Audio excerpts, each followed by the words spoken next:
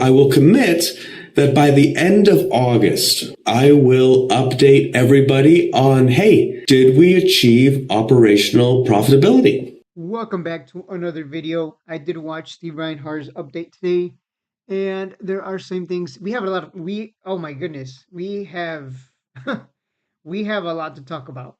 There's a lot of catalysts on the horizon as I'm making this video. We have the 10Q. There's my sticky notes here on the right hand side.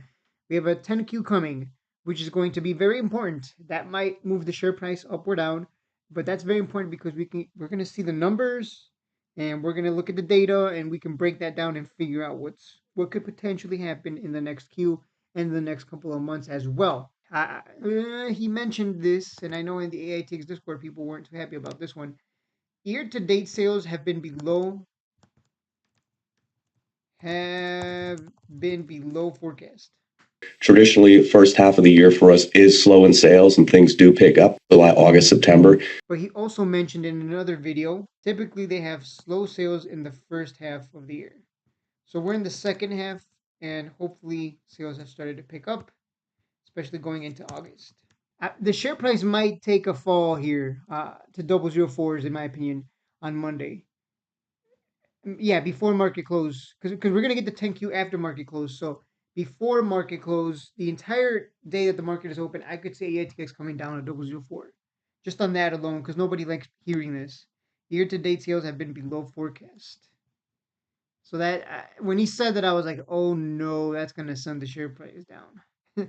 People don't like hearing that, unfortunately, and they will sell first and ask questions later. So don't be surprised if it comes down here to 004s, low 004s.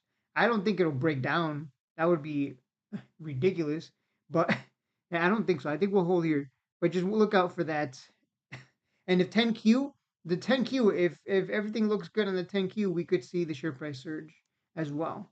Again, people love big numbers, so the numbers here in this 10Q, that's going to be that's going to be key. That's going to be key. So that we got plenty of catalysts. We got a technology report for high net worth investors coming in a few weeks. So there's a major consulting firm, an international consulting firm called and they issue technology reports, and they're really subscribed to by investors. And I don't mean like retail investors, I mean high net worth investors. It gives our BDMs, it gives our sales team a report that we can point to that gives us ultimate agnostic credibility, which we need as we start to work to proliferate Romeos around the country. Well, that's kind of cool, right? That report's supposed to be out in the next few weeks. So end of July or early August. And that technology report could get these high net worth investors excited about Aitx enough to buy in, which could move the share price as well. So that's something to look forward to in the coming weeks. And we do know that there's a triple-digit ROSA order for one company, but again, we don't know the numbers for that in terms of how much revenue that's going to bring in until the sales update by August 1st. We have a sales update coming up on or before August 1st is what he said. And I'm committing to giving a sales update year to date by August 1st. So that's another thing to look at because, again, what do people love? They love big numbers. Big numbers moves the share price. We know that from following this stock for so long. So that's another potential mover of the share price to either direction. Because sales update by August 1st, well, the problem is they mentioned today that year-to-date sales have been below forecast and that they have a slow first half. So I've said before that our year-to-date new sales have been below forecast. So unless things really pick up here in July, it's not looking good for the sales update on August 1st. So we'll see how that goes. But yeah, so we have a 10Q, then we have the technology report, which like all of these can move the share price. We also have the sales update, which is going to happen before or on August 1st. And we also have by the end of August, operational profitability, that they achieve that. On top of that, we know that they're almost maxing out the authorized shares. So they're probably going to increase that at some point. So that's that's going to happen at some point, right? So that's going to be another piece of news that could drop anytime. At any time, they could just be like, we need to increase the outright shares. So we know that's going to happen. So that's another one, but this is a negative catalyst here. These other ones can go either way. The 10Q, if the numbers are good, it can move up. The share price, the technology report, again, if high net worth investors like what they're seeing, they could jump in as well. That could push up the share price. August 1st, the sales update, that can move the share price as well. And our operational profitability, did they achieve it? That's also going to move the share price. So we have a lot of catalysts coming, and that's I don't know if you want to get too excited because this here them mentioning that year to date sales have been below forecast. The first thing that popped in my head when he said that is, well, what does that mean exactly? Like, what is the takeaway from him saying that? Because let me use an example. If I sell $1 hot dogs and also I sell two products, $1 hot dog and a $10 burger, and let's just say that for the first year that I'm in business, I sell a ton. I sell thousands of hot dogs and very little burgers. So my sales forecast for next year is going to be pretty high because I sold thousands of hot dogs, right?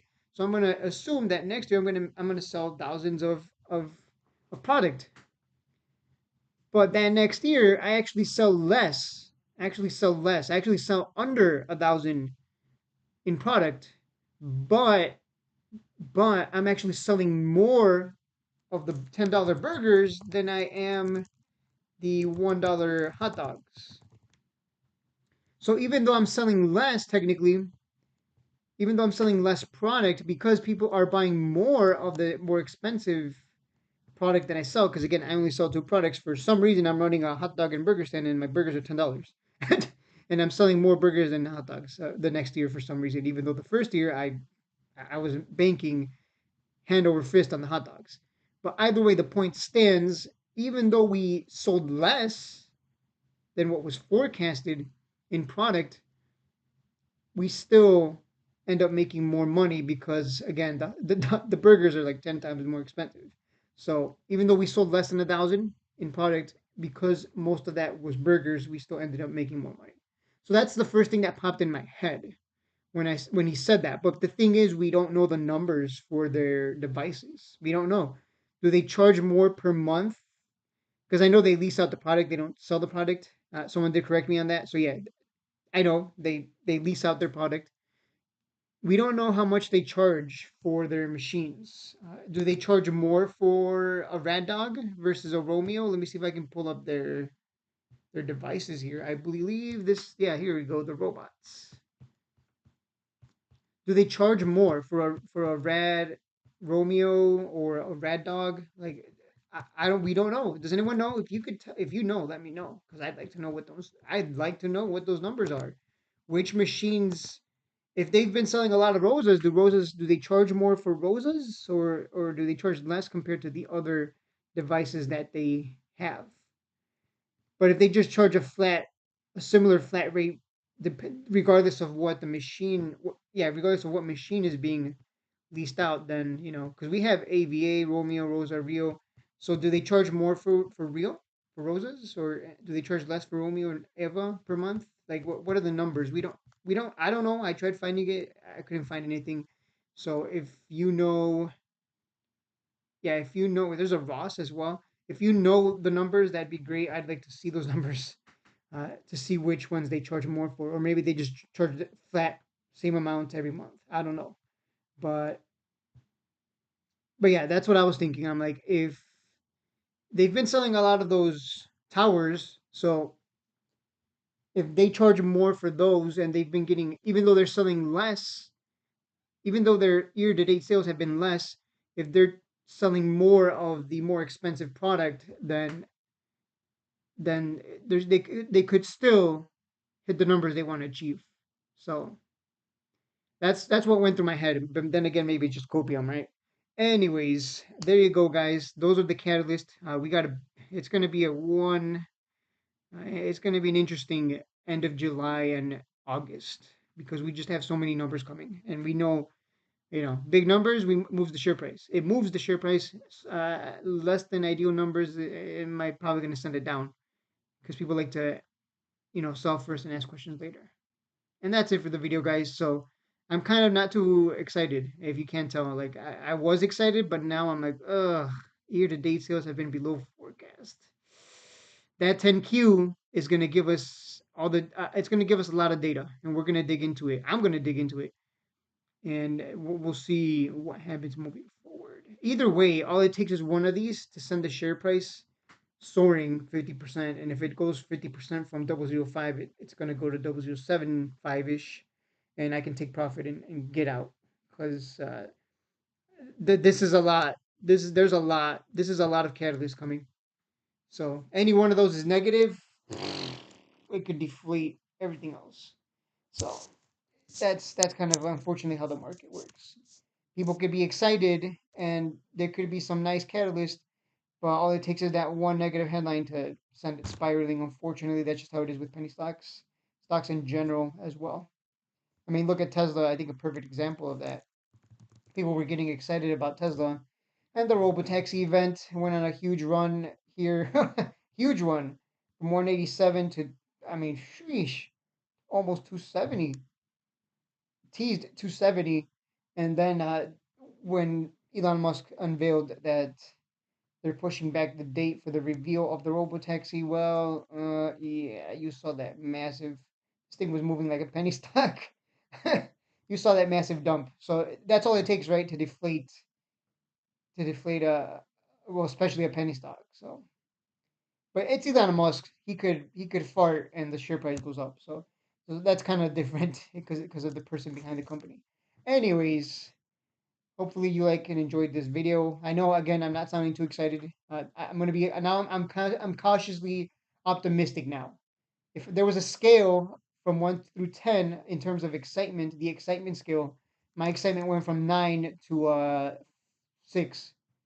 And we had that 10Q coming. That's gonna be big right there. That's gonna tell a story. All right, guys. I'll see you in the next one.